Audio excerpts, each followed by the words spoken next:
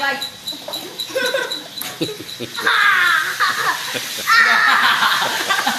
lại sao lại sao gì cho à cảm ơn hai bạn mấy cái ba phu không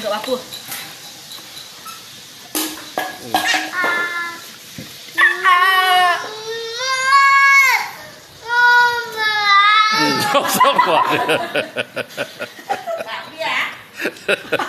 đã vinh đã flap một đom mắt này mua vinh kiệt ở hồng kiệt lâu mà no